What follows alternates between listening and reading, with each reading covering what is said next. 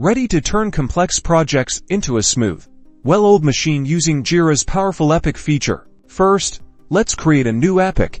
In your Jira project, click on the Create button. This will open up the creation screen. The most important thing here is choosing your issue type. Click the drop-down usually set to task, and find epic selected. Now, time to name your epic. This is the top-level goal. Make it descriptive and concise. Think of the overall objective you want to achieve with the project you are using. For this project, we are going to name this epic Implement New Jira Project. In the summary field, give a brief overview of your epic. Think of this as an elevator pitch. Describe in a few sentences what this project is about.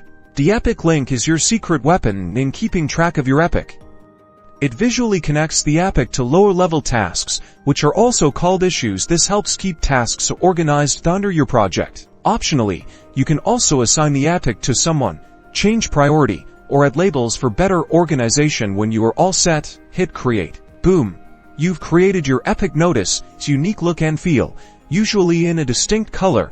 To make it stand out, it's like the head of your project's family. Now it's time to populate it. Start creating tasks or stories beneath your epic by creating subtasks. Select Create, fill out the details and choose task from the issue type.